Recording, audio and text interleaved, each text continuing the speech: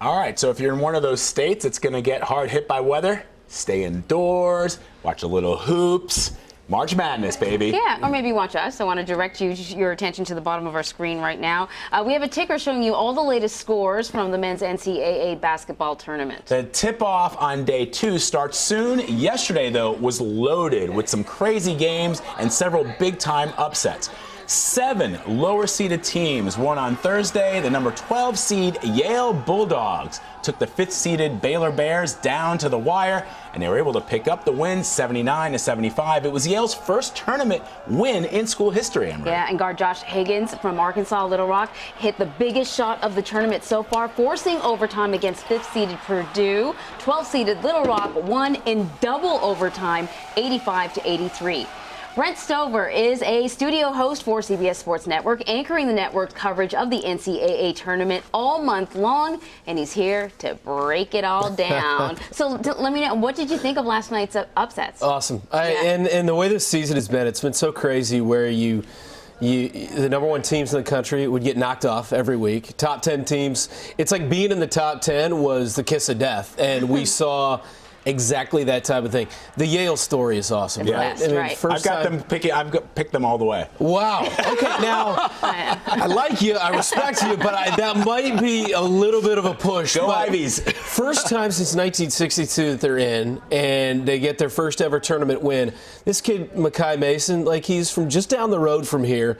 Nobody, of course, recruited him. He goes to Yale. He scores 31 in the biggest moment of his life. Justin Sears, Brandon Sherrod. They actually have some talent, and the Ivy League was better this year than it's been in a long time. So if Yale got another upset, even though it's against Duke, Duke gives up so many points, it actually wouldn't be that big of a shock. At least, hold on, if they made it to next week. Right. Okay. There's a little bit of a roadblock. So we saw with Yale's big win last night, that was a big deal. What are some of the lower-seeded teams we need to keep our eyes on? Oh, I'm glad you asked today. Stephen F. Austin against West Virginia. It's a 14 against a 3. West Virginia is known as Press Virginia because they create a bunch of turnovers. But Stephen F. Austin, they do the same type of thing. I realize it's only the Southland Conference.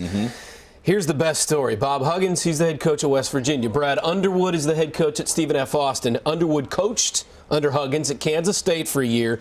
They are very similar. Underwood, his conference record in the Southland since he got Stephen F. Austin, 53-1. And they knocked off VCU in the NCAA tournament in a big shocker a couple of years ago. I wouldn't be surprised if they do it.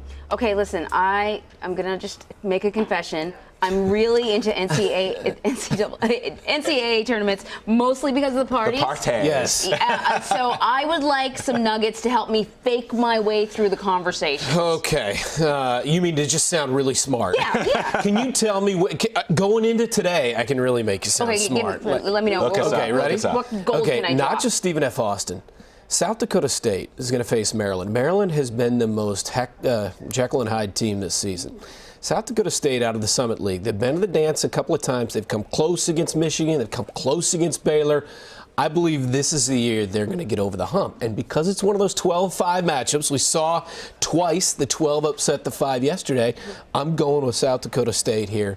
George Marshall, really good guard. Mike Daum underneath. I mean, I can really make you sound smart. Everybody's putting in their little reporter notebook. I know. I needed maybe 2 lines. I heard Jekyll and Hyde. I thought that was very catchy. Anytime you say Jekyll and Hyde, really, I believe it could work in politics, maybe overseas, sports, stuff anything. like that. Yeah. One other Cal could lose to Hawaii. Tyrone Wallace, their starting guard, their star player, is injured. He's not going to play in the tournament. Nobody knows about Hawaii because they play in the middle of the night, right? They got a kid named Stefan Jankovic that is an absolute star, Big West Player of the Year. So, I'm all about the upsets, and I'm giving you 3 right there. Yeah, thank you I know very about much. Hawaii because one of our affiliate reporters in Hawaii, Grace Lee, has been putting out on Twitter, go Hawaii. And so that's awesome. how, I knew that they were, actually in contention. President Obama picked Kansas. He did. Safe choice. Safe. I mean, that's who he picked to go all the way. Who are your picks? I picked Kansas to win it all, too, and that's tough because I'm a Kansas State grad. I'm a Kansas State guy, so that's tough. And again, the way this season has gone, they get UConn next. Yeah, UConn is a pretty darn good 9 seed. UConn, remember, a couple of years ago, under Kevin Ollie in his first year, They go 6-0. They absolutely shocked the world by winning the entire thing. Kevin Ollie, he's 6-0 in the NCAA tournament because then they didn't make it last year. Then he wins last night. They're 7-0. I wouldn't be shocked if they beat KU. Right. But it's also one of those that if KU gets past UConn, I absolutely wouldn't be surprised for them to win it all. I mean, it's top to bottom, if you had to pick a team in this topsy-turvy season, Kansas is the safest bet. Did you have Iona last night? Did I have? I did. That was a disappointment. Everybody had it. Our entire control room, all the producers sitting out here for CBS this morning. I could hear like grumblings, people crumpling paper up. That happens. It brings out the worst of people from time to time, and I'm one of those guys. You know, I had to stop filling out a bracket because I didn't like who it made me. Because there's a lot of pressure being a sports guy, sure. right? And so everyone's asking me, help me with your bracket, help. And then I'm getting calls like a week later saying, I thought you did this for a living. Right. Because I'm way off. I thought you knew what you were doing. Exactly. See, or you could be like me and all like hair. Are there pigs in the blanket here? Or, you know? Pigs in the blanket. Wow, I feel like we're on the same level. That is the best, whether it's Super Bowl or NCAA tournament, you pick it, pigs in the blanket. That's the one that you have to go with. Watch parties at Emory's this weekend. Brent Stover, thank you so much. Thanks for having me. It's fun. And here's a look at some of today's matchups. The action tips off at 12:15 as Syracuse takes on Dayton. You can watch that game on CBS and be sure to stay with CBSN all day for live March Madness updates.